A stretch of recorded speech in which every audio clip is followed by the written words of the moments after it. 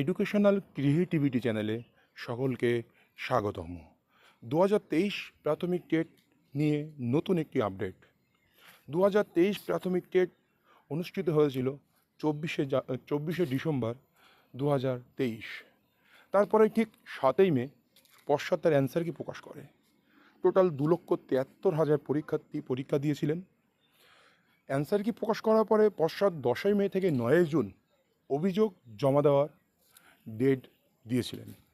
সেই মর্মে কিছু অভিযোগ জমা পড়েছে বিভিন্ন প্রশ্ন ভুল নিয়ে, সিলেবাসের বাইরে প্রশ্ন নিয়ে। মোট কতটি অভিযোগ জমা পড়েছে এটা আমাদের খুবই জানা প্রয়োজন।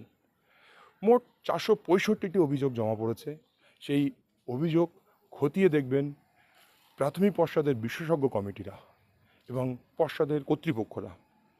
সেই অভিযোগ খতিয়ে দেখার পরেই বার হবে 2023 প্রাথমিক টেটের রেজাল্ট। কিন্তু এই অভিযোগের জটিলতা বৃদ্ধি পেলে রেজাল্ট বার হতে দেরি হতে পারে। বিভিন্ন সূত্র মারফত জানা গেছে যে জুলাই মাসের ফার্স্ট উইকে 2023 প্রাথমিক টেটের রেজাল্ট প্রকাশিত হবে। কিন্তু 465 জনের অভিযোগ খতিয়ে দেখে আবার কি তাহলে নতুন অ্যান্সার কি প্রকাশ করবে? নতুন অ্যান্সার কি প্রকাশ করে তারপরেই কি রেজাল্ট বার হবে? আশা করা যায় জুলাই মাসের প্রথম সপ্তাহে না বার হলেও জুলাই মাসেই রেজাল্টটা প্রকাশিত হবে।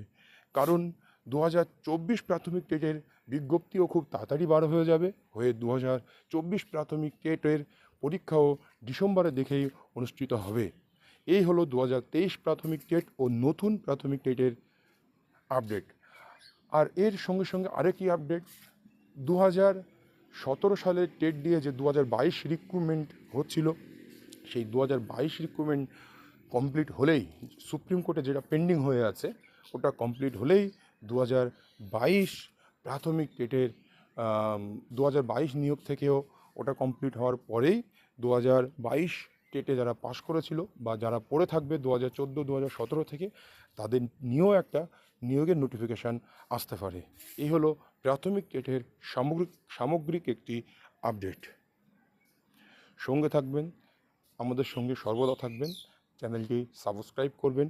টেটের প্রিপারেশান থেকে শুরু করে ইন্টারভিউ থেকে শুরু করে সমস্ত এখানে আপডেট পাবেন।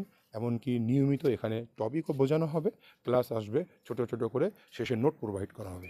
ধন্যবাদ।